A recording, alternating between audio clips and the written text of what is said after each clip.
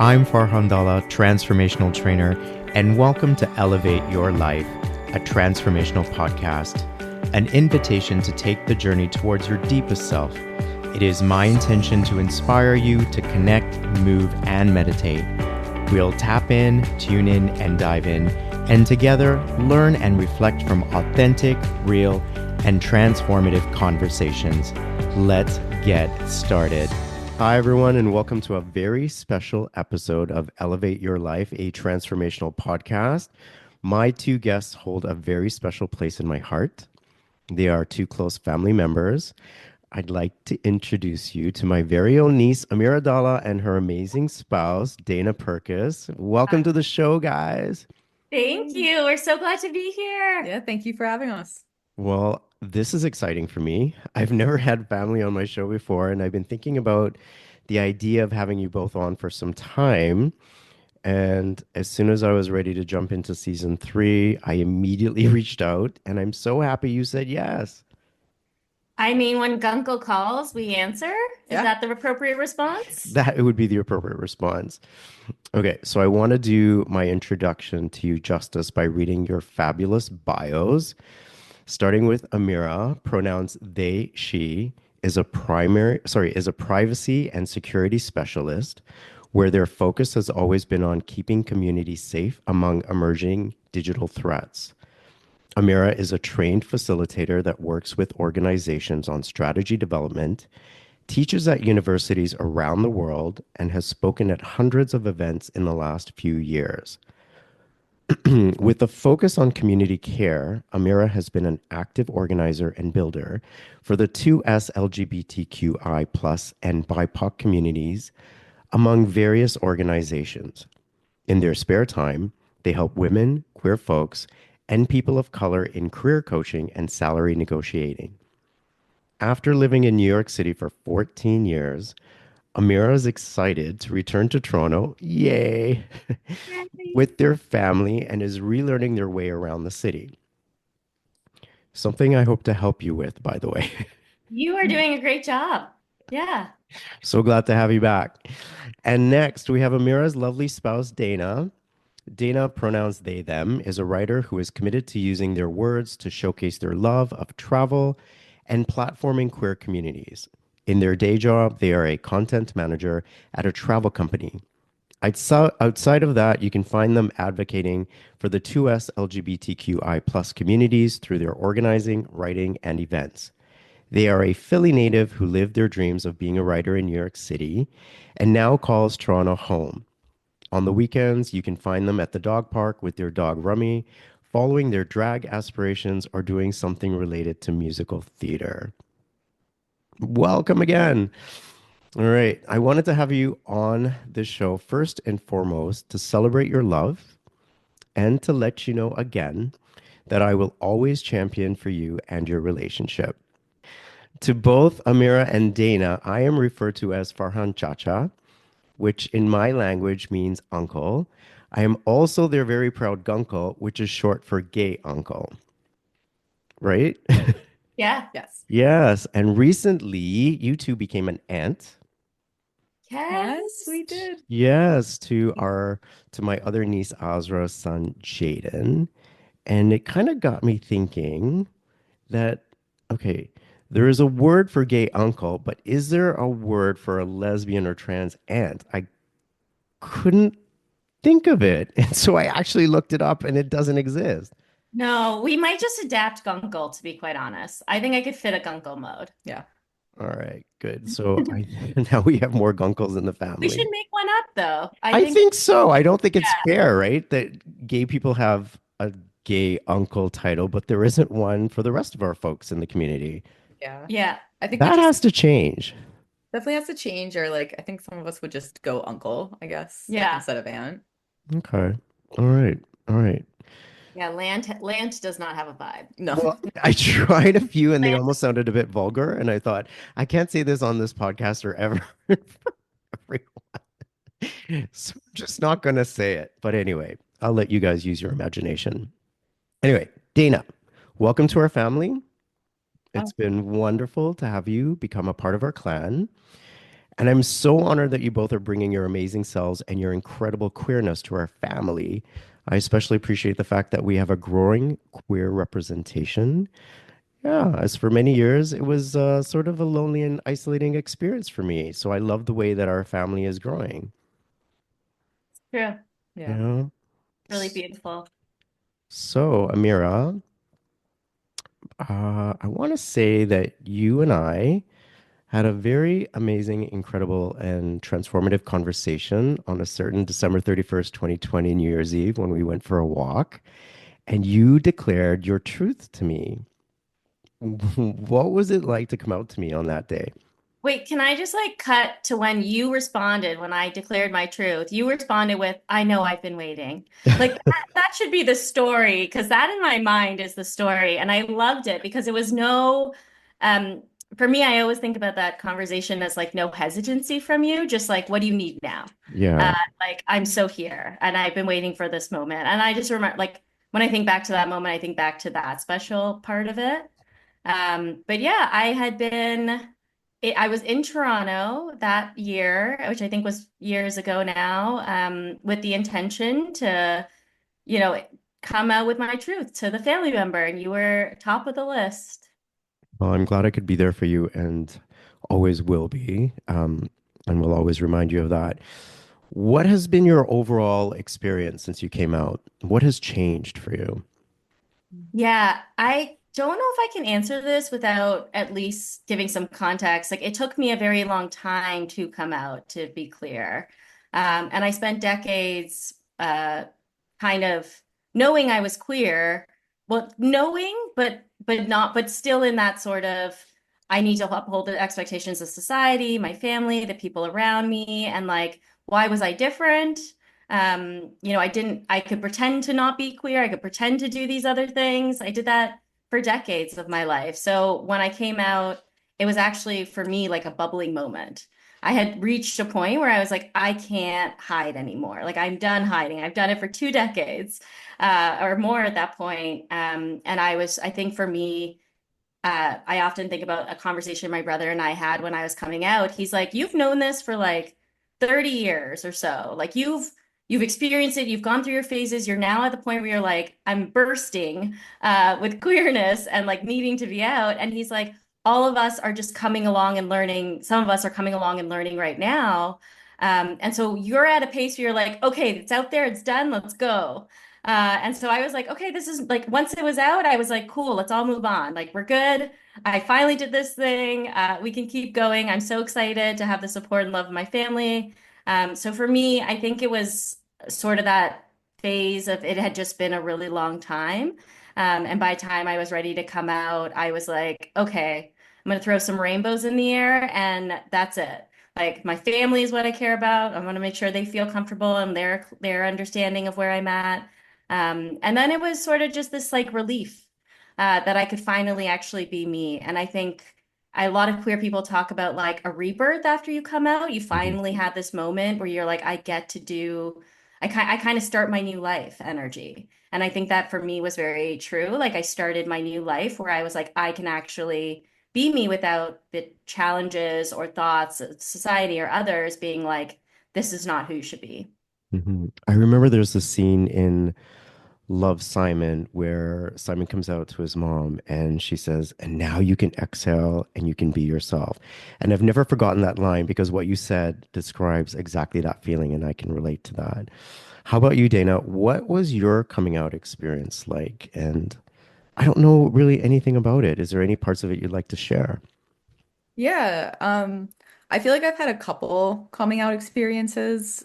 First in high school, um, in the very beginning, I came out as bisexual, because I was like too scared to admit that I was fully a lesbian, fully queer. Um, and my family really didn't understand. Like they loved me, but they thought that meant that I was trans. Like they really didn't understand sexuality and just anything. Um, but they came around eventually and it was okay. What's been harder is in recent years, coming out as trans, using they them pronouns. There's, definitely been some struggles there, which, just people not really understanding, needing time, and just, a lot of different things. So that's honestly like still a process. It's been a couple years, but as far as like, community and chosen family, those are the ones I hang on to and who like love you no matter what. Mm. Yeah, and I think what Amir and I experienced as well as you is when you come out, you kind of have to let your loved ones come to know the new version of you, the parts that they haven't known. And that requires reframing, rechanging all their dreams they had for you, all the ways that they've seen you. So that takes an adjustment, and I can certainly understand and relate to all of that.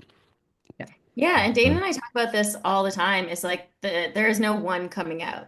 Like I right. think as queer people, you are coming out constantly throughout life, especially as like we are open to understanding ourselves and changing and finding when we're feeling ourselves, like where that's taking us. So, Yeah. truthfully, like we are constantly in We're evolution of constantly in evolutionary stages. defining Absolutely. ourselves as we continue to learn ourselves. And I think that the degree of which you come out gets better as you get older. And the universe definitely gives you opportunities to come out even louder and prouder. And I talk about that in my first episode with my experience on Family Feud, because there's coming out to your family and your loved ones, and then there's talking about yourself in front of a live studio audience with a camera that's going to air a show that's going to go all across Canada and worldwide through social media. And you're like, yeah, there's definitely no coming back now, which is fine. But what I learned from that experience, and I talked about in the first episode, is like you think that you're comfortable with yourself to a certain degree, and you think, yeah, I'm cool. And then you're presented with a bigger opportunity to step into your wholeness. And those opportunities really help you to step into your truth to even greater degrees. So, I look forward to that evolutionary process and to continue to support it, whatever it looks like for the two of you. I That's love what that. Thank support you. looks and feels like. Yeah. That I feel like the more that any of us step into our truth, like you kind of just gain a little bit more confidence, you become a little bit more you, as that journey continues, like kind of like you said, you get a little bit louder maybe because you're just becoming more comfortable, more confident. And it's Yeah. beautiful. Yeah. So, growing up, did you guys have any queer idols? Like when I grew up, there was no one like that I can think of, right? There was no social media, there was no Queer Eye, there was no television shows with queer characters. Sometimes there were assumptions of characters that could be, gay. So I didn't have any queer idols, but did you have any growing up? And also, do you have any queer idols now? Ooh, Mister? Yeah, thinking about my queer idols growing up, I feel like that's a little difficult. I think my queer idols growing up were like any queer person I saw on TV. So I think first in middle school I saw Rent and like Angel like just totally became a queer idol. The cast of the L Word for all the flaws of the show and all. At the time, like those were my idols, and I think those were really the only ones I knew. Um, as well as one other person who was the only other queer person in my high school. And they were a couple years older than me, and they were I think like looking back, I think they were a little bit my idol, which I wouldn't have realized at the time. But looking back, I'm like, yeah, I kind of looked up to her actually. Um, so yeah, I think those are my career idols growing up, but mainly any queer representation I saw on TV, no matter how trashy it was, that Yeah. was I idolized it. Right. And how about now? I know you had an opportunity to meet Elliot Page. Yes. Gosh, yes. Elliot Page, absolutely. I mean, I feel like now I have so many queer idols. Absolutely Elliot Page, but RuPaul, literally any drag performer, any queen, king thing, I idolize them. I think, there's so much power in drag. And creativity and art. So I just love that. There's also, I mean, just so many people. Janet Mock, James Tom, he's a comedian. Murray Hill. Yeah, Murray Hill. But yeah, there's really, really a lot of queer idols now. Right. Amira, how about yourself? Yeah, I have to say honestly, like I don't remember many queer presences in my life when I was younger, and I think part of that, Farndra, is what you're talking about, is like there weren't any on TV or in culture when I was growing up. And I remember even when I was in high school and stuff, like no one was actively out. Like it wasn't a space yet where people could be, or people felt safe to be. People like myself were like hiding behind the scenes, like grasping at what we could. Took a date to my prom, like did all those things, but like no one knew, right? It was just me. You I took was, a female to I your. did. Yes, yes. Yeah. Okay. What And was it's that like? Quickly, if you just wouldn't mind telling us a bit about that. Yeah, I mean, this is the hard part when it comes to like queerness in the closet is like a lot of my partners were like best friends, Hmm. you know, and that was like how they were presented to my family growing up. And so like there was no issues because they were like, oh, this is just your best friend. And they wouldn't think twice, or at least that was my perception. Like they wouldn't think twice about anything, and I could get by with that. So yeah, it was like I took my best friend at that time, who we were in a long relationship. And I remember like that to me was so joyful, but it was something only I could hold, you know? It was something where like when we took our prom photo, I was like, no one's gonna see this, like holding each other. I'll have this for the men's. And it wasn't a big deal because everyone was like, oh, you're best friends. That's totally makes sense. And for me it was so much more. But yeah, I didn't have a lot of that queer presence. And I am also very fortunate to have you in my life as a queer Hmm. presence and like your community that I could look up to and idolize. But I remember when I was younger, the first time I ever saw Tracy Chapman perform, and that was a life-turning moment for me, that I hold on to this day because that was the first time I ever saw someone who I was like, that looks and feels like what I want to be, Hmm. what I want, who I am. And even at that time, like a whole bunch of artists were queer and they couldn't be out queer. You know, I think about all the media and the way they like harassed people being like, are they gay? Are they not gay? Like Ricky Martin, talk about one of Hmm. your idols. Yep. Like you know the sagas of that for even the queer folk that existed at that time. So yeah, Tracy Chapman was like a huge life changer for me growing up, and like they were always my little secret. I still don't know Tracy's actual pronouns, but like, and I don't know if they've ever really clearly stipulated those, but like, yeah, that was like something I could hold every time I saw Tracy perform, or I'd rewatch the videos. I'd be like, my world would change energy. And I think for me growing up, like all of the idols Dane mentioned are similar idols. We follow a lot of the same people, but we also follow a lot of local idols, I think, in our communities. So we just moved to Toronto. We are definitely identifying some of our idols here and people we really admire. I think we're Selena Vile. Selena Vile, drag queen, George. Gorge is like a drag king. Like we Hmm. really love local drag things, kings, queens really stepping up and doing their work. And I think about like in New York, we had a lot of local queer power that we followed that I really idolized. So like Queen Jean, Raquel Willis, Peppermint, like a whole bunch of the queens and queers that held down the gender liberation programming in DC yesterday that continued that work. So I have like the big idols, and then I have really local idols that I just love to follow and actually actively support where I can. Yeah, and speaking of drag brunches, I attended my first ever drag brunch with you guys, which was so much That is fun. wild. How was Wasn't that that your great? first drag brunch? That Because was my first drag brunch. Dana and I are like, we want to plan drag brunches. So we need you to get more familiar with them so you can join the crew. You know what? I would love that because I had such a good time and I got to go with you guys and my other nieces and nephews. So to experience that with my family is something that I never thought I would ever do. So to have that opportunity was life-changing in so many ways. Yeah. And it allowed me to continue to feel a deeper bond with all of you guys, especially you two, so we could share that queer experiences, which I know there's going to be much more to come. Yeah, So, it was so special and Yeah. so yeah. many more to come. And I just love that that was your first drag brunch. And then Glad Day. That's just Yeah. so special all around. Yeah, so the Glad Day is a bookstore in Toronto where they have drag brunches on the weekend. So shout out to Glad Day. We will be back.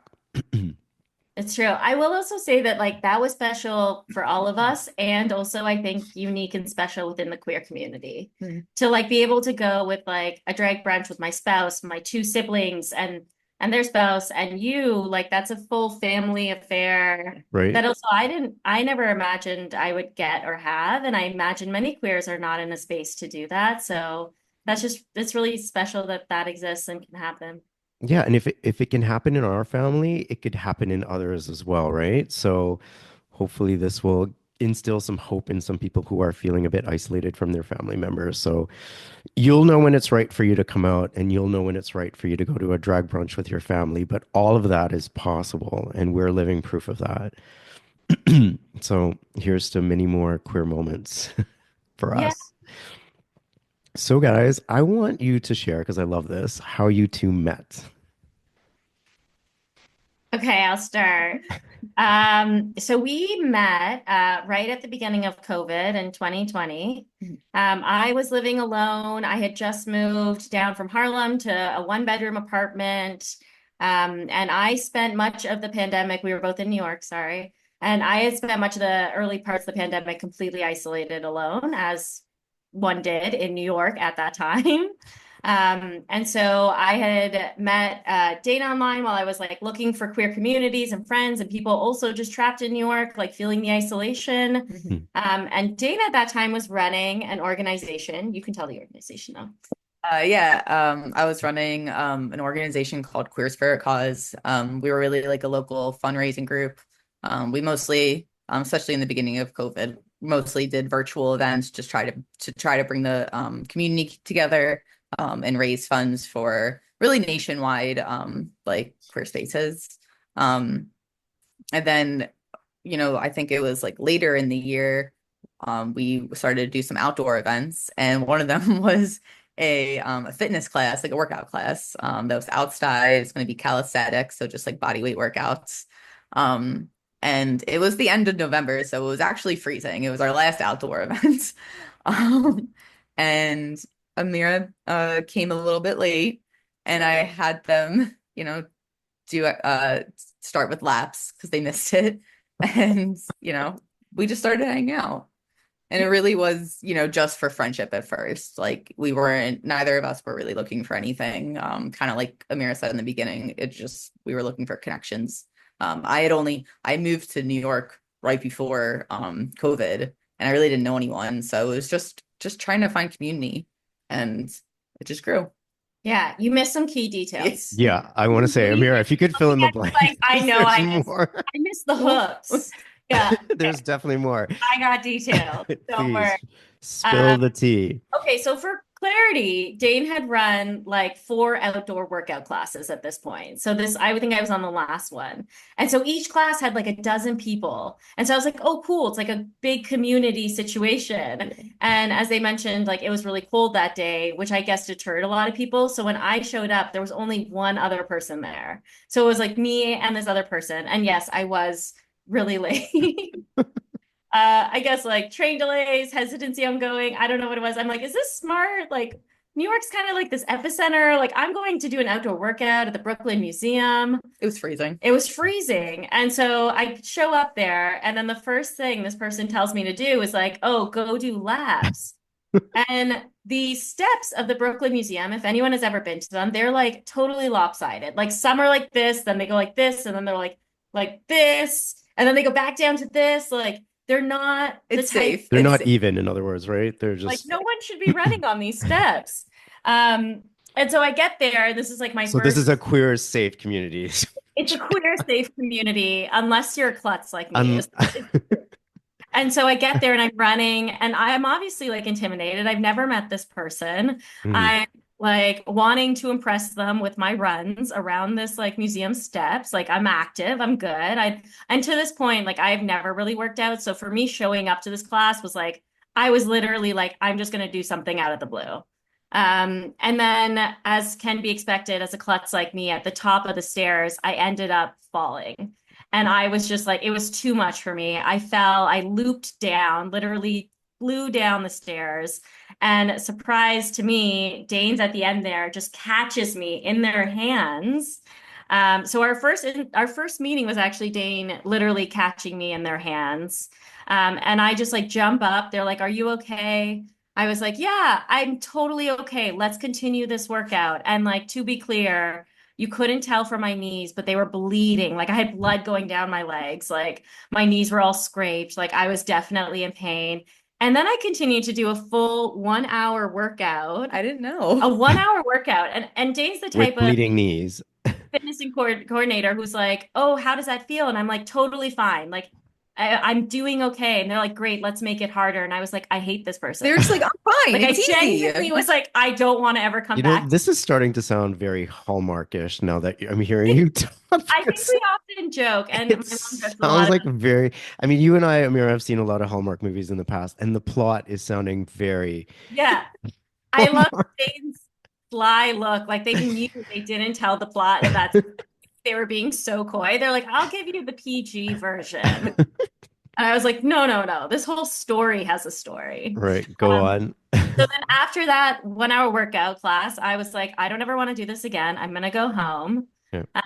And then Dane's or just kept running events that were not workout classes. So bake sales, like hangouts. And so I started going to those and we got to meet each other and get to know each other. Yeah. Hmm.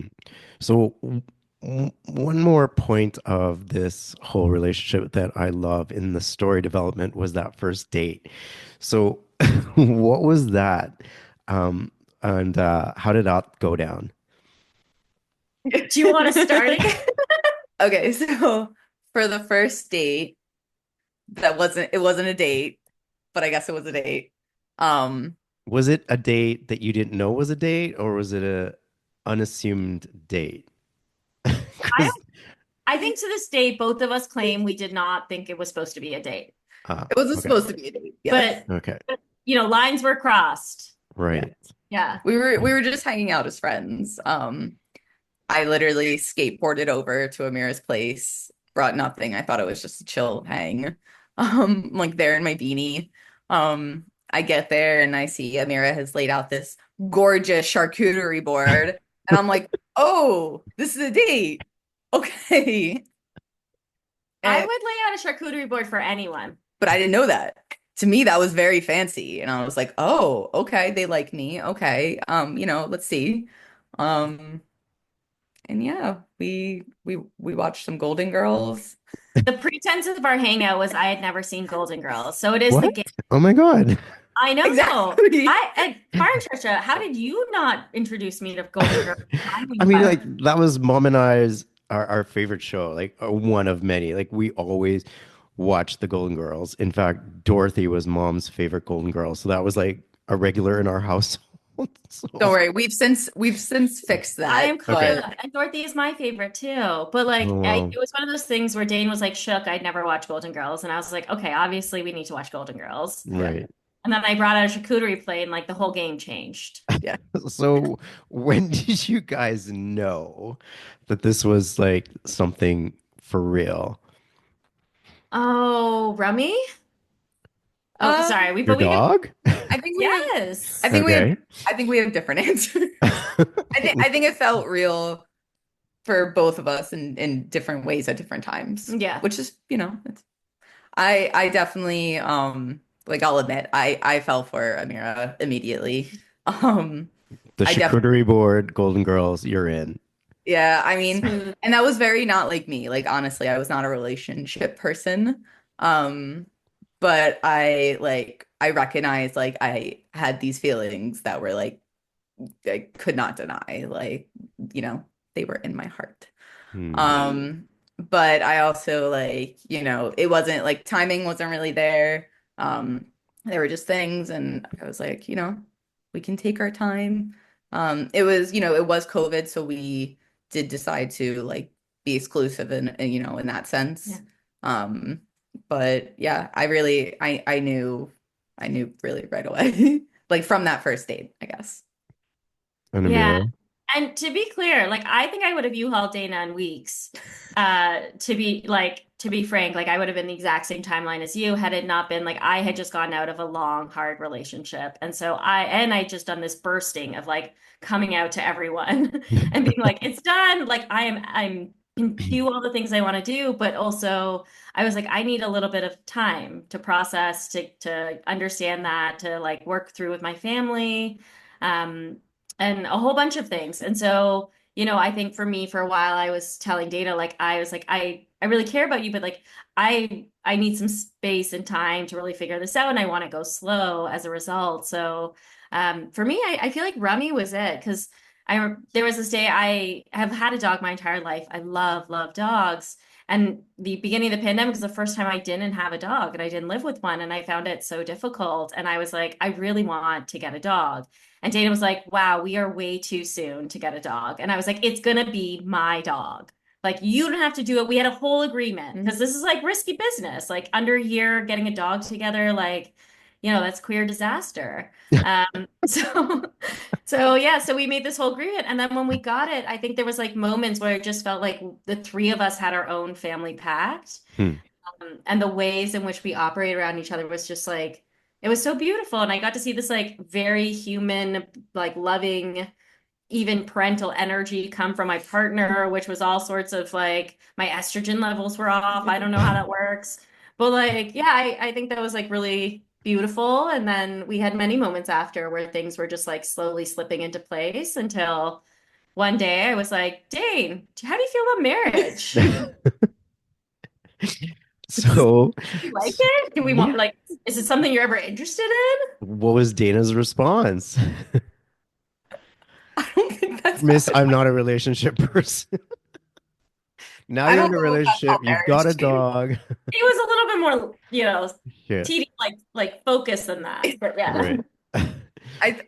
I think it was more the conversation of Toronto Hmm. uh, that led to the conversation about marriage. Because Amira made it very clear to me, like in a respectful way, right from the very, very beginning of like, I most likely want to move back to Toronto. I've been in New York a long time. It's can be hard and um and after especially after some time, like I obviously I love Toronto. I was really like, Toronto okay, loves you too. thank you. I'm so It's happy to true. be here. But I think that really spurred the conversation of like, okay, well, if we're talking about moving Toronto together, like what does that mean then? Like what are we talking about in terms of what does our future look like? How committed are we? Like what are the things we want? Mhm. Um, That's true. That's the real story. And Yeah. then, yeah, it wasn't just like, and actually, if you want the tea, Amira originally did not want marriage. That's true. I was I had always grown up never wanting to get married. So it was a personal thing. okay, but something changed because you proposed. So This one changed. this one This one changed. wanted to get married. Yeah. I did. Well, I wanted to get married, but mostly because I was like, well, yeah, like we're moving, we're doing these big things. Well, just yeah. So how did the proposal go down? it was the best. Well, okay, we'll continue the story. So Dane really want we had the do we like are we marriage people energy question. Hmm. And then Dane really convinced me that like a lot of people fought for a right to get married. Like this is a big thing to do, but also like there's many avenues in which we can reclaim what marriage is. And that really was big for me. And I was like, yeah, okay, I feel good about this. And then the next obvious question was like, oh, how do you feel about proposals? So I was like, I do not, and this is a personal preference, there's no judgment or shame on this. Like, I just didn't want to be proposed to. And that was not something I ever saw happening for me, but Dane wanted to be proposed to. I wanted Oh, some romance. Yeah. okay. Yeah. So obviously at that point, I'm like, great. So So not now only, it's all on you.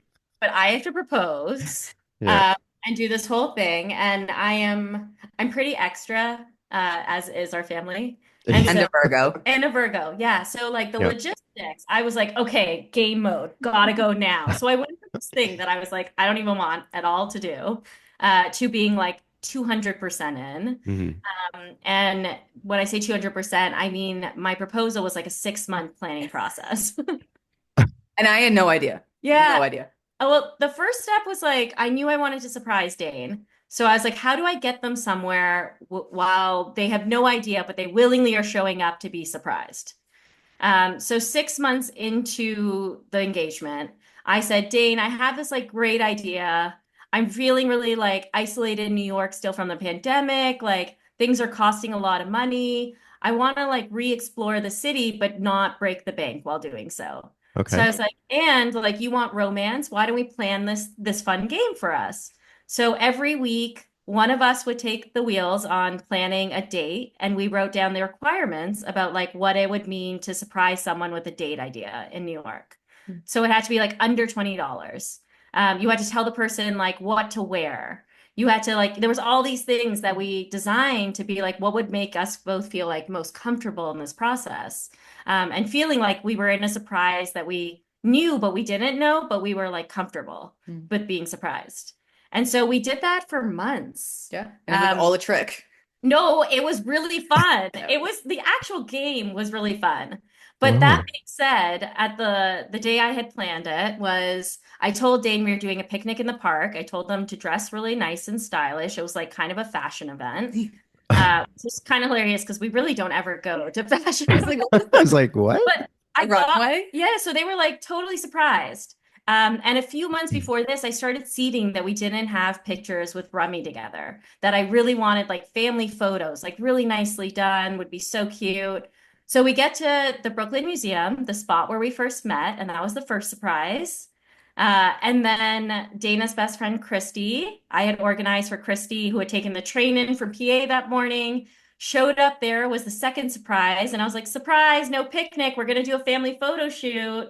And so I had packed together bags of just like outfits. Okay. And it was a little chilly again. I don't know our luck on chilly days at the museum, but I'd packed like tea and hand warmers and all this stuff to stay outside for a little bit of a fun escapade. And so the first one, I had Dana turn around and blindfold each time. And then they turned around and Rummy and I were in sports outfits. So it was like a sports theme photo shoot. So With our own teams. I was in Toronto Raptors, you were in 76 Phillies, Yeah. 76ers, and Rummy was in an Eagle Eagles. jersey. And so it was like so fun. We had this whole theme photo shoot. And then the second time they turned around, it was a winter picnic and we had a blanket and hats and Rummy was in like a Sherpa jacket. It was hilarious. Yeah. And we took the second photo shoot. And then the third photo shoot when Dane turned around was when we were all preparing. I had these signs I had put on Rummy that said "Partners Forever?" question mark. And I had custom designed. Dana really likes Pokemon, so I had custom designed a Pokeball from this artist with our Pokemon characters, and I put a ring in it.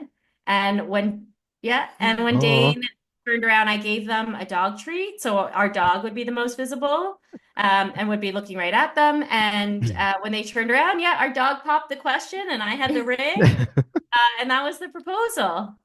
Yeah. So what are you thinking, Dana, at this point? Oh my God. I was shocked. I was really, really shocked. Well done, Amira, by the way. Yeah, because even though we had talked about like getting married, I didn't think it would happen then, actually, like just timeline wise, like I really, really was not expecting it. Hmm. And then when I turned and I saw Rami, our dog, with the sign and Amira with the Pokeball, which I'm a nerd, so like that was just incredible. I was shocked. I think Hmm. the first thing I said was like, are you serious? Like, is it real? It's Like, true. or is this a joke? Like, it was one of those. Like, I really like could not. I was just stunned. Right. It was just such a dream come true, and I Yep. could not believe that someone went through like such an effort to do this beautiful, beautiful thing for me. And I was stunned. I think it like took me a few minutes to like say yes because I was like, "Are you sure? Is this real? Like, what?" Um, and I was yeah. sure. And what a Yeah. time to be here. Yeah. And I love the pictures, but hearing you talk about it does it more justice. So thank you for sharing that. And then, to my surprise, you two eloped in a very intimate ceremony in New York. So, first of all, your marriage is in our family, on the Dalla side at least, the first ever same-sex marriage that, has ever happened. So, finally, I'm not the first for something. We did it. Yes. So, thank you for that, taking off the pressure, and congratulations again. But what about for you, Dana? Have there been any other same-sex marriages in your family, or was this the first as well? You know what? There was one other in my family actually a month before ours. My cousin David married his husband Thomas, in California. We went to the wedding. And yeah, that's on my dad's side. Um, he's the one other queer person in the fa in my entire family. Um, and yeah, that was really special too, to go to that and to see my family in that environment and my uncle make a speech and be so happy. So there was one other, but I guess I would be the first on my mom's side. So Nice. Well, can you guys talk about your ceremony and how you personalized it? Because I love the details. yeah. Gosh, it was such a beautiful day. We ended up going to downtown Brooklyn, the courthouse, just the two of us, and you need to have one witness.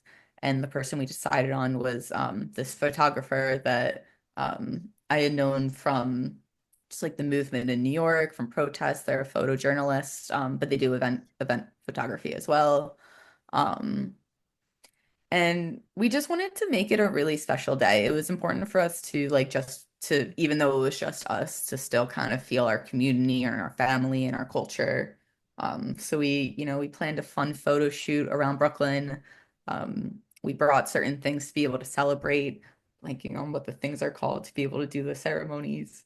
Um, but yeah, Oh, we just like, Sapatia. yes. Yeah, we stepped on. So in both Jewish and Muslim cultures, there's a moment in the traditions at a wedding where the quote unquote bridal party steps onto something to see.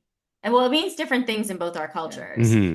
Like a Yes. race, like it's like a competition, Right. Hmm. gamified very much at weddings. So we tried to bring in our cultures and traditions and our ancestors and Yeah. really just make a day that felt like us. Yeah, we had our first song and dance together to Whitney Houston's Higher Love.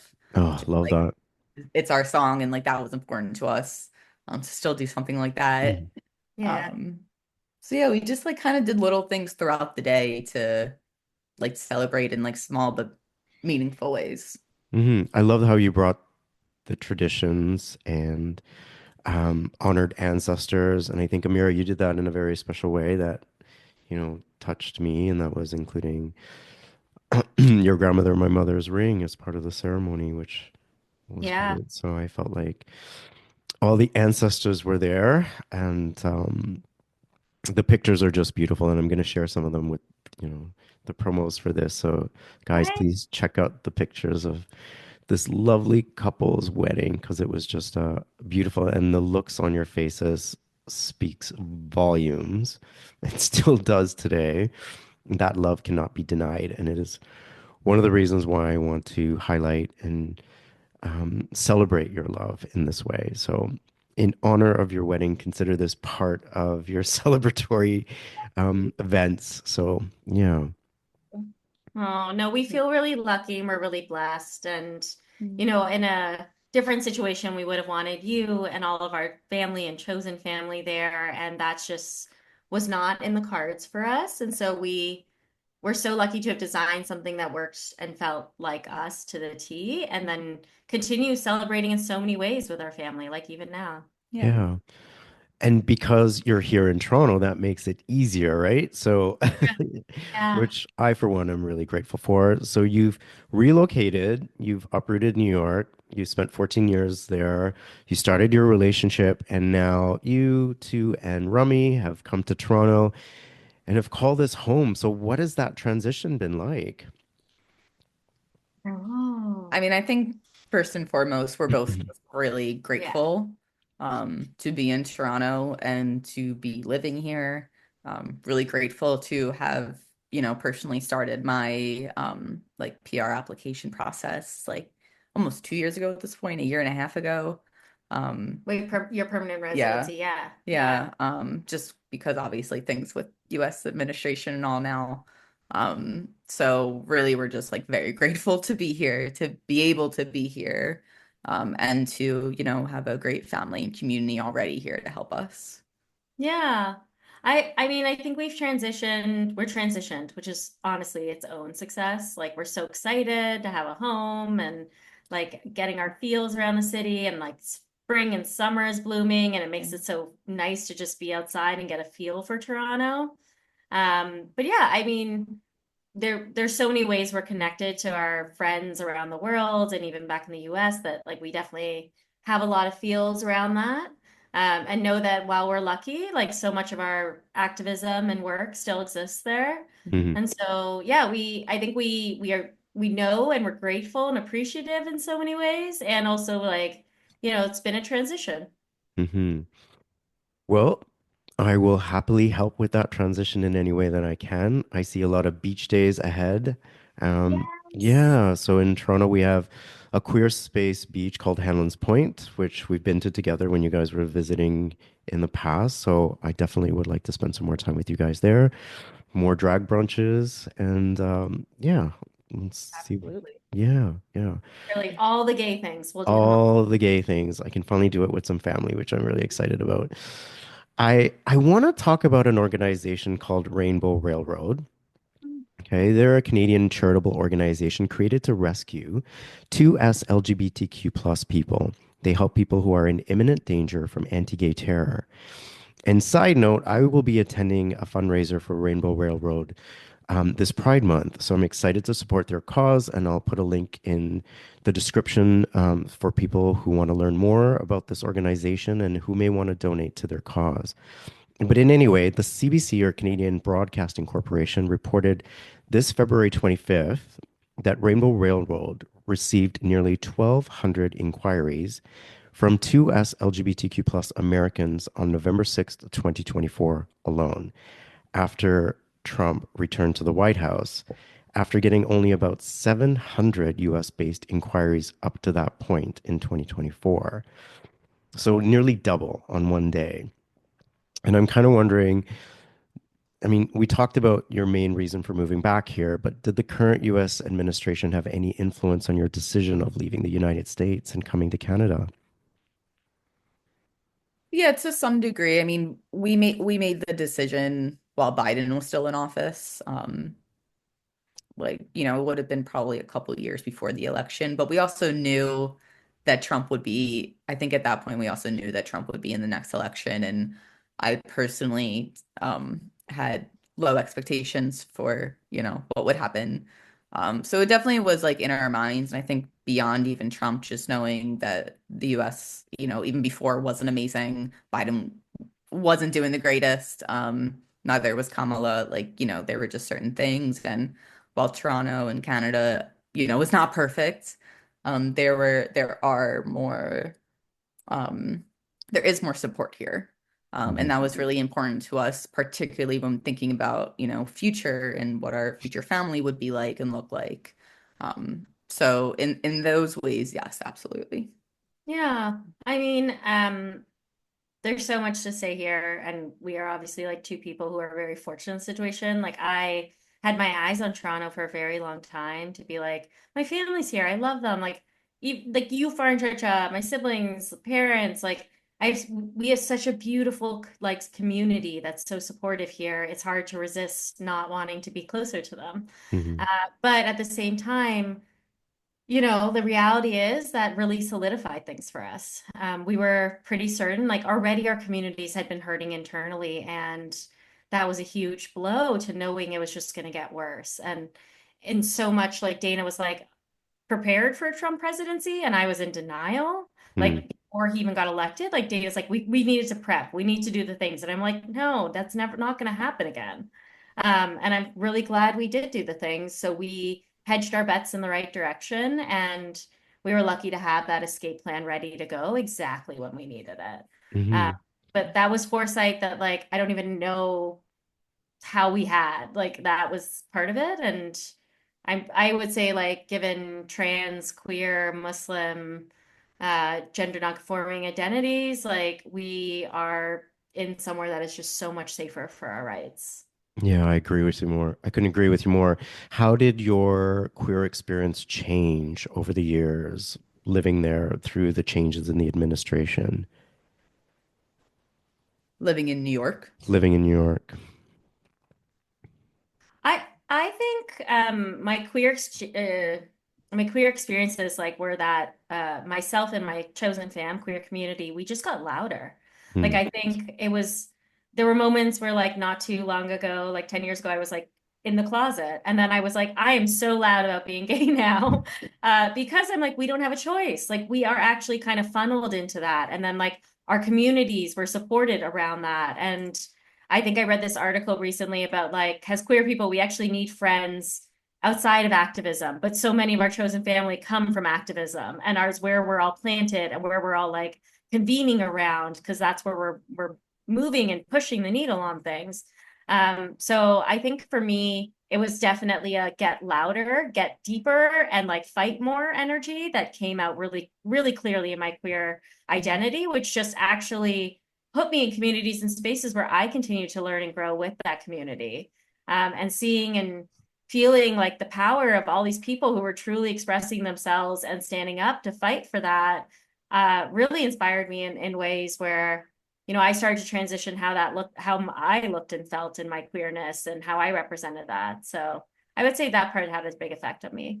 And you both are, you know, advocates in your own right. But what do you think we can all do to support those that are at risk right now because of the consequences of the changes that this administration has put in place?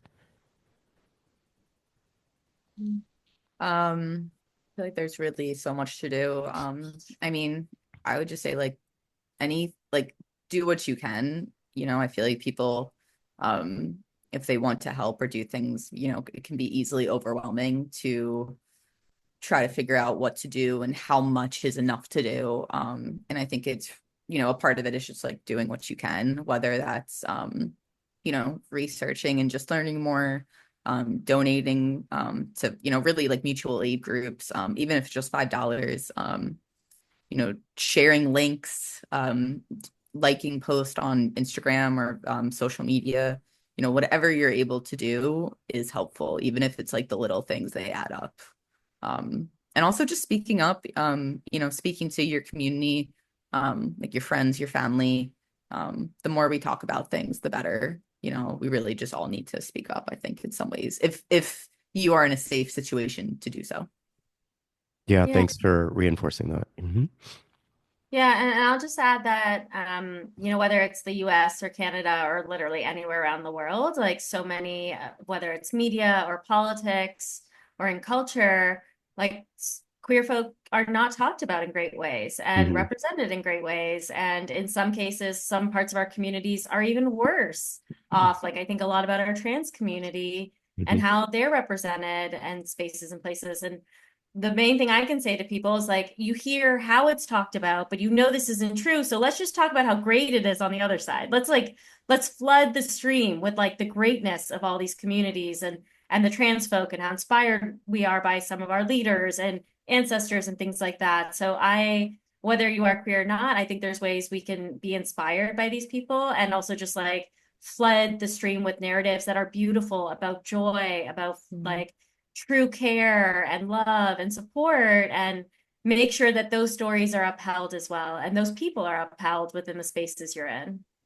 Yeah, thank you for sharing that.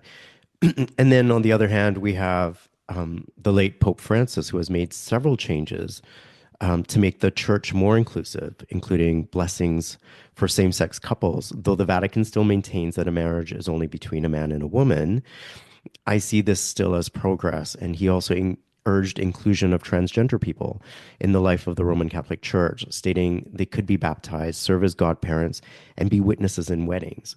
As a leader of church and religion, he's definitely made a lot of changes. What are your thoughts about that?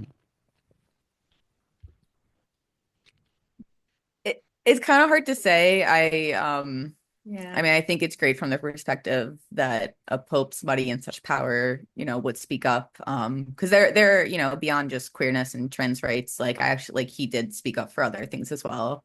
Um, but I think about like what's the real effect of it? Like I try to think about like what a which maybe isn't right, but like what like are the local churches or religious organizations, or even the big ones, like, you know, we know like the US is very church led, like there are still like conversion camps and so many things. So how many are really listening to the Pope? And I don't know, just what else do we need to do?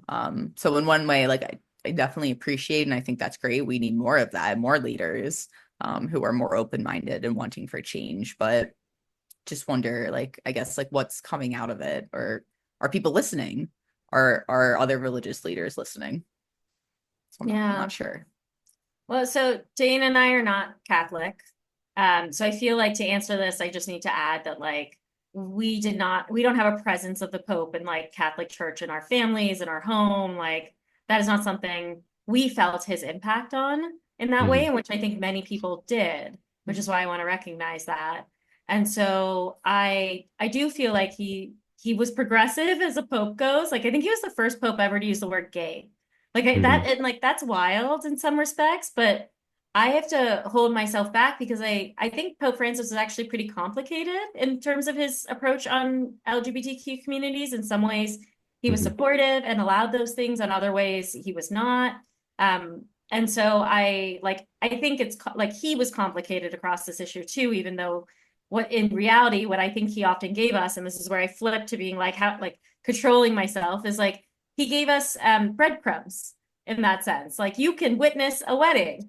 You know, Hmm. that's a breadcrumb to me. I'm like, anyone should witness a wedding. That's Hmm. great. Like, that's beautiful. Any human should be allowed to do that no matter who they are. Mhm. And, you know, that can branch out to undocumented folks or other sorts of marginalized communities. Like, those should not be an issue. So I guess I have to hold myself back a little bit on like talking about the popes because I'm like, I don't want breadcrumbs for our community. I want so much more. And yet I realize that that's real progress for a lot of people. And I don't want to knock it in so many ways. So I kind of also, I'm in a stage where whether it's celebrities and any sort of the facet or including the Pope, like I'm just stepping back from my idolizing and taking everything they say in that realm of truly God send energy. Because I'm like, no, we get to define that. We get to share what is more right for us and what we want to do. So I'm a little bit not answering your question, but answering from a different perspective. No, and that's why I asked because I think Yeah, this is something that we hadn't talked about. So that's I'm true. I'm glad that you shared your perspective, and it gives me lots to think about because I don't know where I sit with this just yet. But it is a current conversational piece that's worth exploring and talking about. Yeah, and then I think a lot of like I've seen a lot of articles recently on Pope Leo of Hmm. like, is he going to continue Pope Francis' legacy here? And already he has not, right? Like he's been Hmm. very clear. I think it was this or last week where he's like, marriage is just between a man and a woman. Right, So like he's obviously I don't know where he's going to go, but already we're like, oh gosh, are we going backwards from the crumbs we were given energy? Uh, right. and the progress that we might have made, which is really hard.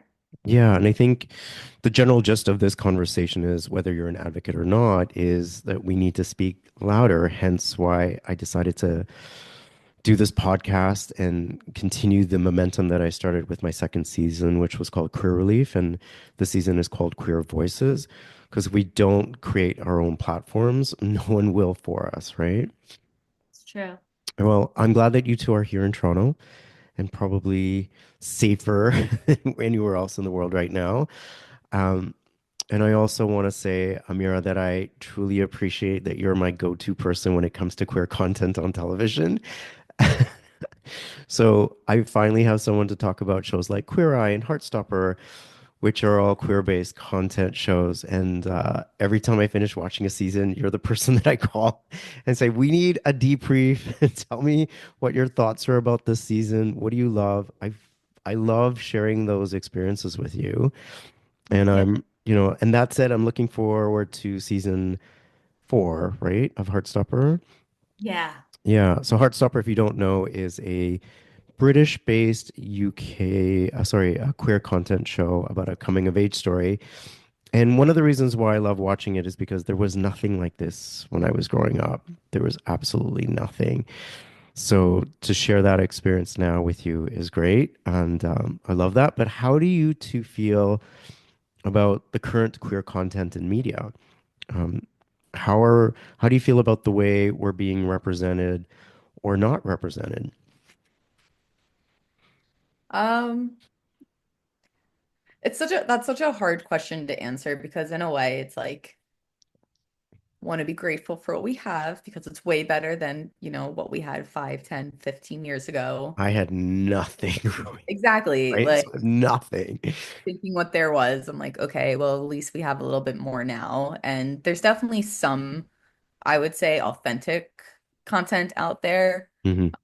but there's definitely still a gap and there's definitely more that's needed, particularly just having shows or movies or anything that's just more focused on, maybe having more than just one queer character or, not just white queer characters or just like making sure more marginalized voices are heard, whether that's like BIPOC and trans or really just anyone. Like I feel like because even now, like um trans stories are starting to get a little bit more out there, but it's still mostly from like a white, very like skinny, the Europe beauty standard perspective. Hmm. So there's still some ways to go. Mhm.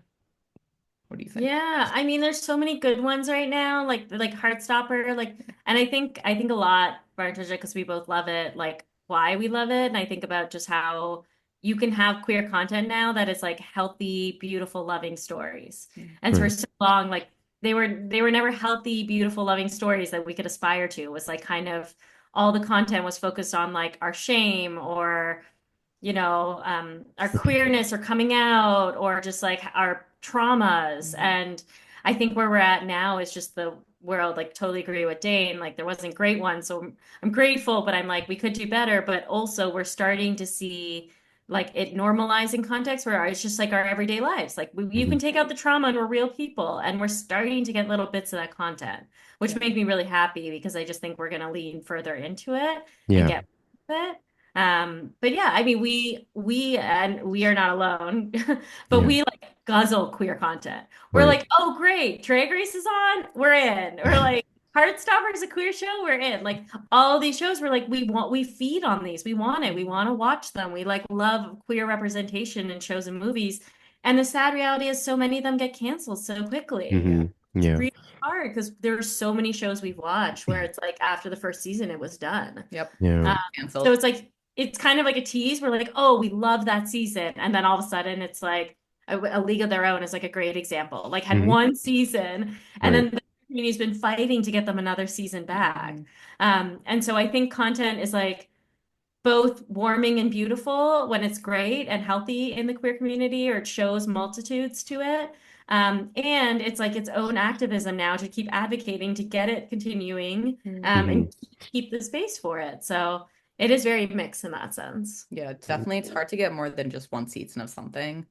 But I will say I think my favorite queer representation when it comes to like TV shows and stuff is when there's no coming out. There's no like Hmm. saying like I'm gay, I'm a Right. lesbian, trans. It's like you're just introduced to the person, you're Right. introduced to their pronouns and their partner, but like there's no nothing. It's just who they are. It's just how the world is. And Hmm. those are my favorite. And Right. I see that a lot more with animated shows. So, I like a lot of those. Right. But it's just like I just find those so much more refreshing. Yeah. Yeah. It's like, most of the time, straight cis people don't need to come out. Right. So I love seeing universes that are created where, queer people don't have to come out either. It's just they're It's just part just of the part story. of the mainstream Yeah. They're just population. Yeah. Yeah. literally Yeah. so.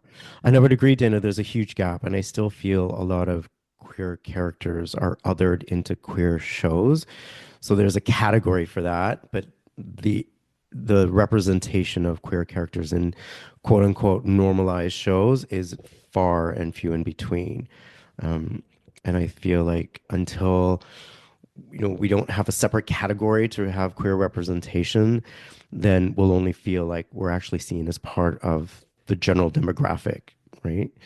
So I think we have a long way to go still. Yeah. True. And one last add to that, I would say we Hmm. all, the community and, film industry need to get to that point, and we're getting closer, but where the queer characters are played by queer actors, Yeah. Hmm. and like that's Yes. the huge thing that we're still seeing Yes. straight, Right. straight or cis people playing a queer or a trans person. And not to say that could never happen, but the point is that, those roles should be given to the queer community because that's really how to support us. Like, give us jobs, It's give true. us security. Yeah, So that as well. I agree with that. I'm so glad you brought that up. And now we are in Pride Month. So I would love to know what Pride means to each of you.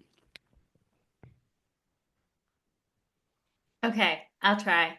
Um, Pride to me is usually a time of year, but also I think it's an energy and an action, in so much of how I perceive it. And I truly feel like pride is the ability to be your authentic self and to be able to live in a space that is joyous and safe and supportive. And so I think when pride usually happens in a city or place, um, it is joyous, it is fun, it is like glam, it's big, it's parades, it's all this stuff. It's like showing the spectrum of what is queer because whether it's in media or elsewhere, like there are not many places you see full spectrums. Like even if you have clubs or bars or place, like it's usually for like one pocket of the community or another pocket. So for me, I always view Pride as that time where we really can reclaim our joy and our play nature and be able to experience that with the spectrum of the community to understand how vast queerness really is and the multitudes that it contains. Hmm. How about you, Dana? I really think pride is something that means different to every single person. Because while like yes, being feeling pride to me is, being loud and proud and probably dressing up in drag and like listening to RuPaul.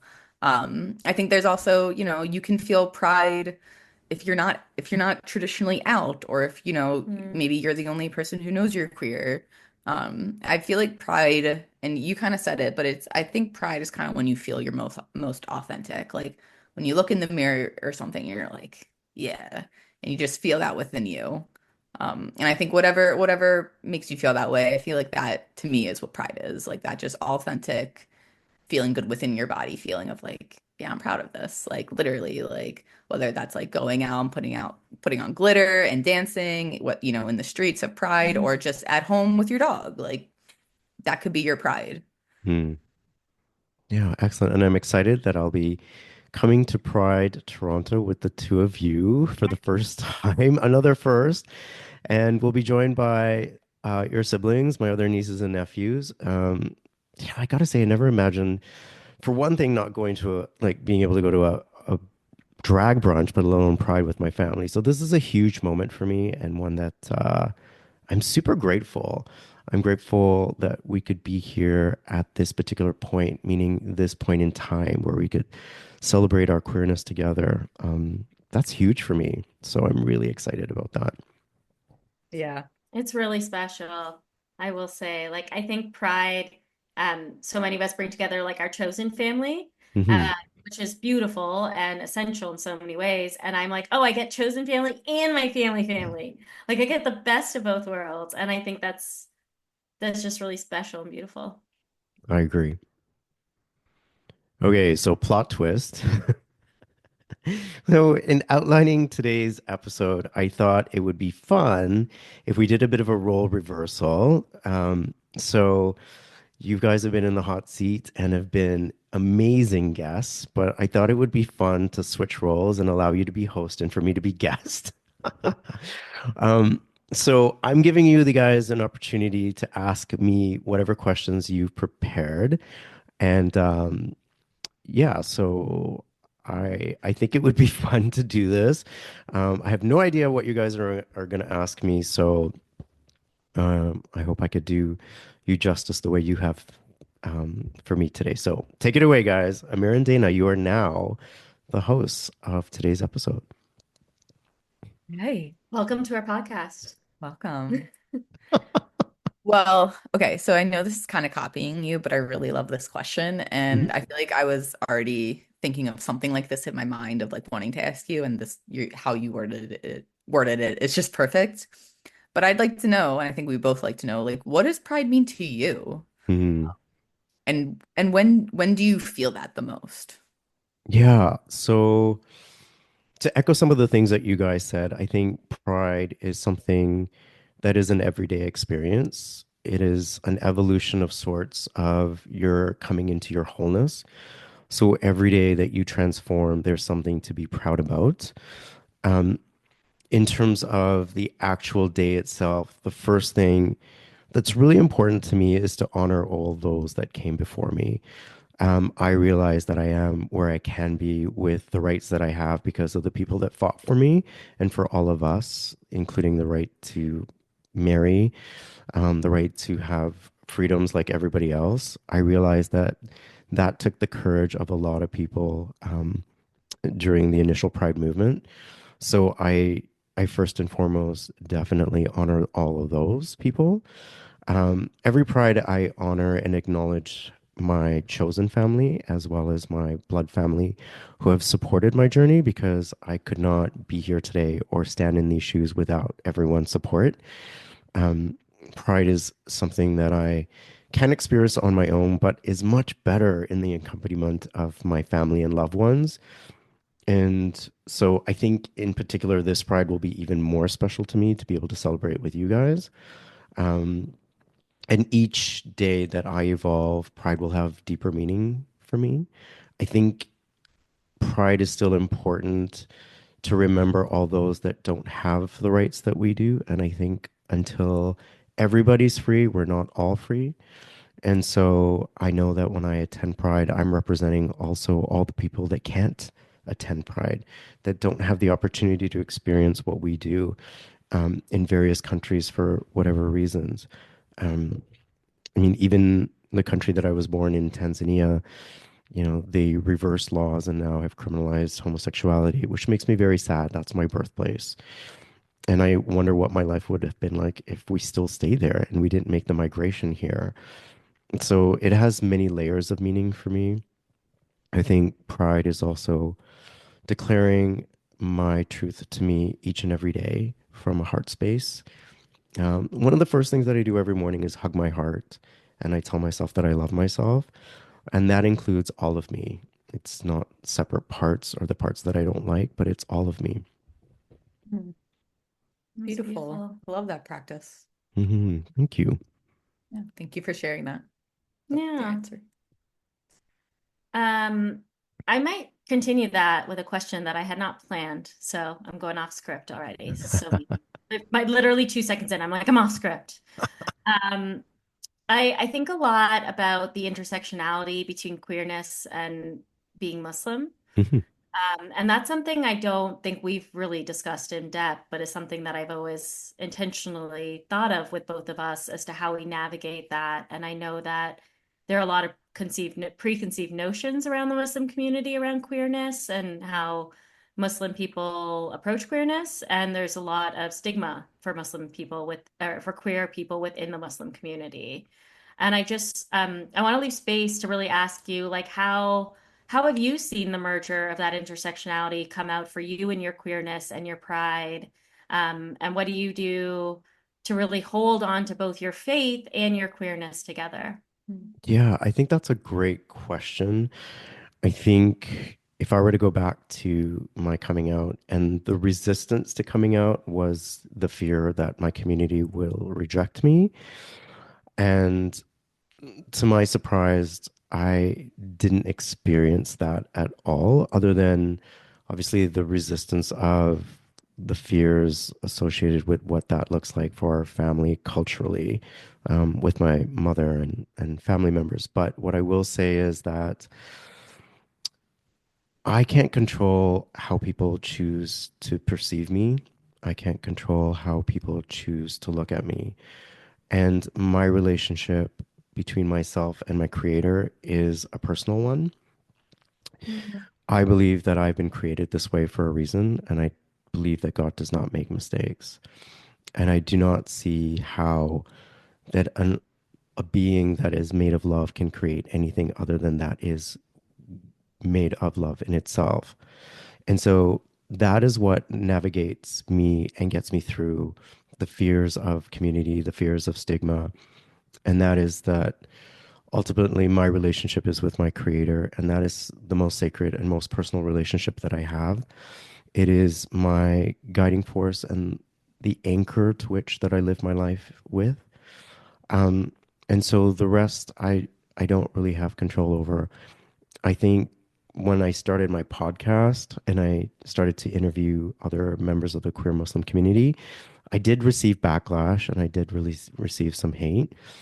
And I expected that, but it didn't bother me. And that surprised me. I really wasn't impacted by that because how I chose to perceive or receive that was to see that that person was really expressing who they are from a place of disconnection. Because if you are expressing yourself from a place of connection, you can't use words of hate. You can't express words that create more separation and more fear. And so wherever they are, I don't judge. But what I do know is that when I am challenged in that way, I'm just reminded of my own connection and how any fears that could lead to more, disconnection is only separation consciousness, and that's it. Mm, beautiful. That's also like for me, that just shows maturity and growth and your confidence in you. It's taken a while to get here. I don't know that. Yeah. Yeah. Hmm. Well, I feel like that's actually a good segue to my next question. Hmm. Speaking about like, where you're at now, like the confidence you've built, um, maybe at once there may have been a time in your life where you weren't quite like that. So I'm stealing this from Drag Race, but you know, Okay. if you could go back, like what would you tell, let's say like a 5, 6 year old you, or 7, 8 year old, like what would you tell a younger you that maybe didn't quite have that confidence that you have now that you've worked so hard to get? Hmm. So that's a difficult question for me because I feel like it's almost like a what if, right? Like what if I had said that or what if I'd known that? But if I could reframe the question to what I would tell another 5-year-old who maybe, growing at a certain age and just being where they're at is affirming to them that who they are is enough, that who they are doesn't need to be any different, that who they are doesn't need to conform to expectations, that who they are doesn't need to mask any part of themselves, that the truth of who they are is what the world needs to see, that because they are here means that they are here to make a difference in the world. And that doesn't require to be anything other than who they are. Um, I would also tell them that they are loved profusely and profoundly, Mm. that the number one relationship that they'll always have to have is the most important one is the one with themselves, and to hug their heart every day Mm. and to give themselves all the love that they would want from anyone else and to be responsible for giving themselves that love and not to place that expectation on anyone else. Mm. And it doesn't matter what the world has to say about them. Mm. Thank you. That's a beautiful message that regardless of age, I think everyone needs to hear. That's true. I was like, I was trying to hug myself in that. I was like, Mm. yes, Try it. I know. Do you Yeah. really just like hug your heart like I wrap my arms around like this. I Oh, love that. Yeah. welcome. Hmm. That's beautiful. Yeah, I think what I learned is when I was a caregiver, my capacity to give love. And I think when you're in that situation, you realize just how much you have to offer another human being. And so when my mom transitioned, one of the things that my grief counselor pointed out was that you must have learned through this experience that you've had all this love to offer and to give. And so then I thought, okay, Mm. if the most important relationship is the one with myself and I have all this love to give, then I need to learn to give that love to myself too. I think that when you're a caregiver, you make another person your priority and everything about them comes before you. And so after my mom transitioned, I went through a whole identity crisis and I thought, what do I do with all this love? Who do I give it to now? And that's when I learned to start giving it to myself.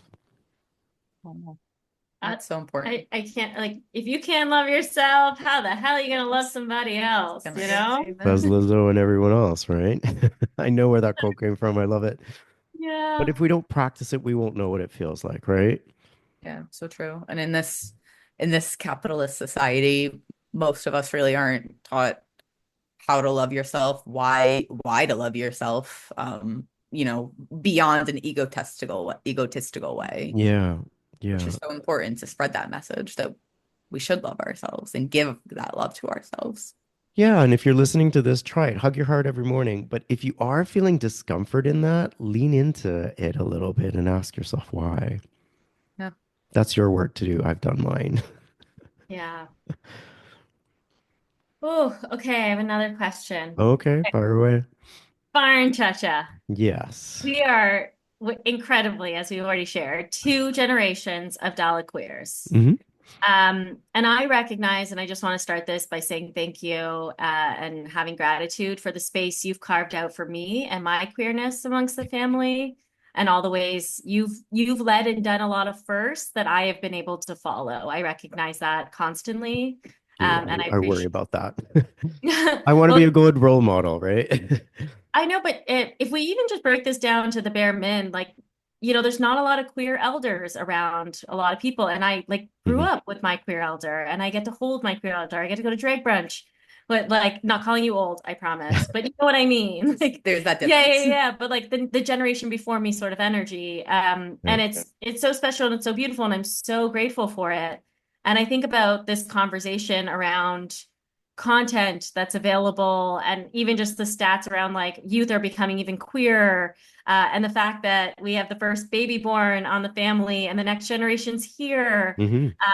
And so I think about all the space you did to carve out for my generation and for me, not just me, but others. And I'm wondering what you think we can do to carve out for this next generation, given that they'll have so much, hopefully, more queerness and rights than we will, but also that there's probably still going to be so much stigma and stuff that they have to process and deal with. So, like, I need your advice to be like, what do we do next? How do we create the next gen with us? I kind of turn to you for that, to be honest, because Tell me you are just as much the legacy that I've been, right? Like, however, in a way in which I have been or could have been a role model given the time and the generation that, I grew up in, you're in a much open, freer time period to have open conversations. Like, and you know how our conversations have transitioned from not being able to talk about it to having Dana come to the Christmas and Thanksgiving and Eve and to have a chair where Dana could even sit. I didn't think I could even bring a partner home. That wasn't even an option for me, at least in my mind. Like that would have been, I don't even want to think about what that could have been like, but I wouldn't have even put a partner through that, I don't think. But anyway, that's a different conversation.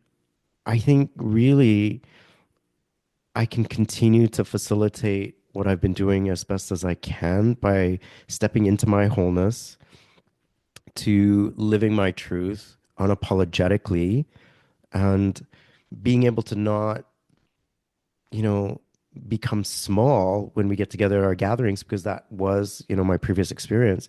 But to be able to express who I am in my wholeness without masking myself at the tables. And I think that's going to be something that you're going to do better than I did. I think that's something that you're doing better than I am. So I feel like maybe that is possibly something that we share together, to create that space. Having people like Dana be a part of our family, to see that everyone is included and that everyone is welcome, will change the landscape in which, Jaden, Azra's son, your nephew, is going to see the world. Like his world is going to be far different than the one that I grew up in and than the one that you grew up in. And so I think that as we continue to be ourselves and show up as ourselves authentically without our masks, we'll be leaving the best possible legacy that we can. And I Yeah. and I think about my legacy all the time. I don't have kids. You guys are it, right? Every time I make a post, every time I write, I think about you guys because these are the things that I'm leaving behind. This podcast is another form of my legacy. To be able to have this conversation and allow the entire world to listen to it, I mean, that's life changing for me, Yeah. right? And I hope that one day in the archives, when our future generation is going through our pictures and they see you and Dana, they see your wedding photos, and they see the love, they're not even going to think twice about it. It'll be a norm. It'll be something more to celebrate. It'll be something more to honor as far as the ancestors that we are going to be for that generation. And I hope this podcast does the same. Hmm.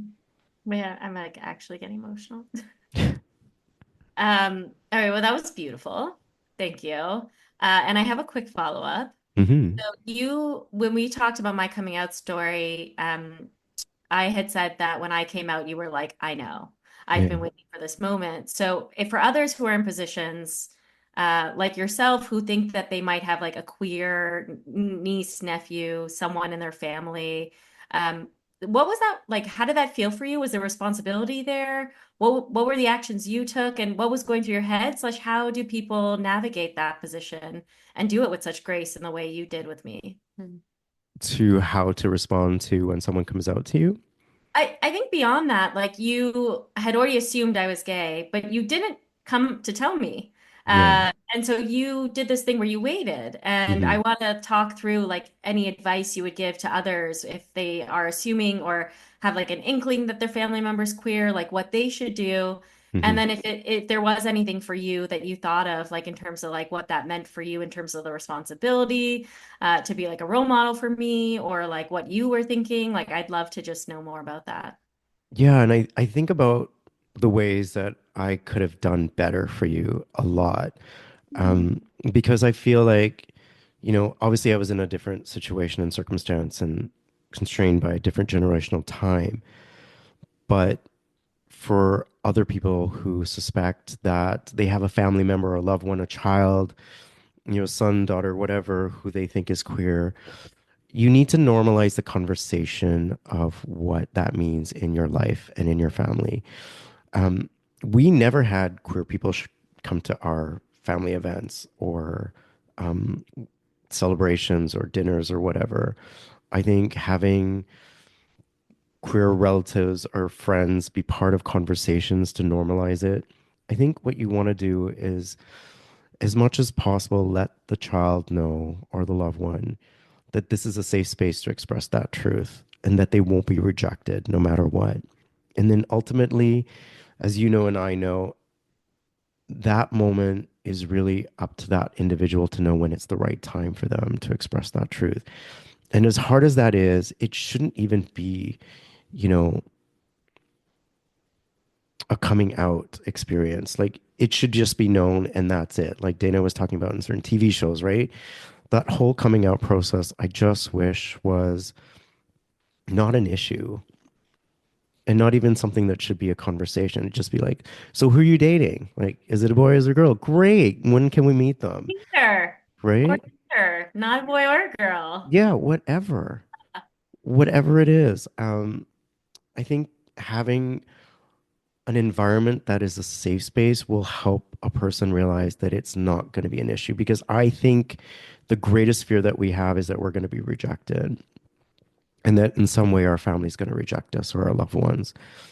And so to reduce the fear of rejection is the most important thing. Would you go up to a person and say, hey, I know you're gay? Like, I'm not sure if I would do that. I think you have to decide that based on your relationship. I think in your case, I needed you to be in a place where you were ready to tell me. I wanted to be there for you so badly. I wanted to let you know you've got an ally, you've got a Guncle, you've got a Chacha, you've got nothing to worry about. Um, because I honestly believe that when you are living your whole self, then your loved ones get to know all of who you are. And the longer you keep that from them, the longer you have the opportunity to develop a deeper, more meaningful relationship with them. And it's Mm. hard living a double life. It's so hard separating all the pieces of you when you're with your family and when you're with your safe and chosen family. It's much easier when the truth is out and you're living your authentic self. And I think that when you are living your authentic self, you give others permission to do the same as well. And so you never know that, as a queer person, when you come out, how that's going to impact other people to reveal their truths, whatever they're masking, right? It, Mhm. it does have an impact on everyone. You know, your revelations allow people to reveal parts of themselves too that they may be hiding, whatever that may be as well. Yeah. I hope that answers your question. No, it does. I didn't actually reflect to this conversation what it meant for you to hold that knowledge before I had shared it with you and what that might have meant for you. Um, which is like obviously it's like it's my story, it's my narrative, but like for others to see me before I see me and then to be able to hold that without me and wait for me to come was just so beautiful. Yeah, I think the first person you really have to come out to, and this, is yourself. And the advice I was given is that before I tell anyone, I need to walk in those words and literally. So the exercise that I was given was okay, go to the gay village, say the words, and walk as though you're living in that truth. And that was really scary. And it took me a long time to embody that, in my physical being. And so I had to get to that place where I could say it and walk in the space of knowing that my body was aligned with that truth. And, once I got to that place, then it was about starting to tell people. Yeah. Mhm. So I think that before you have that conversation with that loved one, you kind of have to respect where they are on their journey because you don't really know where they are until they tell you, right? Yeah. Yeah. Yeah. Yeah. Fair. One last fun question. We have one last one, our fun one. Okay. Oh yeah. What would your drag queen name be? Wow. Oh my goodness. I've never thought of this. What would my drag queen name be? I might need help with this. So Um, I mean, if you haven't thought about it yet, that leaves a lot of room for brainstorming. yeah, I might need help with this. I mean, that's nothing I've ever thought of. I have nothing against drag. I've never wanted to wear a dress. I've never wanted to do drag or, you know, I've, I've definitely started to step into my wholeness as far as dressing and experiencing expression in many ways and storytelling. And, my next episode, which you guys will be listening to, will address that with my next guest. But as far as my drag name, hmm, wow, I don't know. I think you stumped me on that one. That's okay. You can think about it. Yeah, I there's like might have to come back to you on that. But the it's next. also fair, like if drag's not for you, if you don't Mhm. have or need want a drag name. Like Yeah. Yeah. fair hearing that. I'm like, yeah. Yeah. But you know what? You two are my drag experts. So I'm going to put you on the assignment. Okay. You are on the Got assignment to it. come up with my drag name. I don't know when I'd ever use it, but if I ever had to, then I know who to come to. We're on the assignment. You're Yeah. on the assignment. Yeah. Okay. Well, so maybe in future episodes, if I happen to come up with my drag name, I will reveal it on my podcast. How's that? We Yeah. love it. Okay. Thank you so much. I think that was the most challenging question I've ever received in my life, to be honest. To which I don't have an answer, so I'm so sorry I failed you. I mean, Um, who is family if not technology? No, I'm kidding.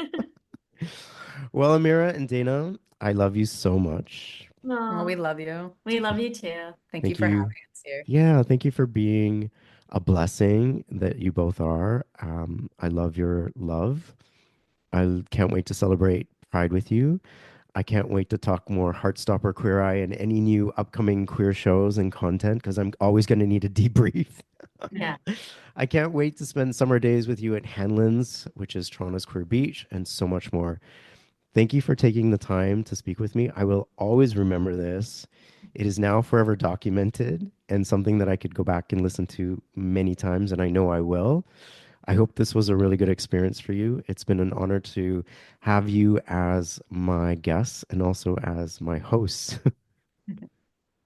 Yeah, it's been amazing. This has been so fun. It's been great to Yeah. just talk and hear your questions and get to question you. Yeah, Yeah. I mean the playfulness of getting to question you is really fun as well. And also like I love the way we can demonstrate and lead and inspire others with family, queer joy and all the memories that you mentioned that we're gonna have and I cherish so much. So thank you. Yeah. You're welcome. And finally, Guncle loves you. Oh, No, we love you. yeah, we love you too. I love you. I'm Farhan Dalla. Thank you for taking the time to listen to today's episode of Elevate Your Life, a transformational podcast. I hope today's conversation has elevated you in some way and inspired you to connect, move, and meditate. I'd really appreciate your support by following and rating this podcast. Come back soon and join me for another transformative conversation.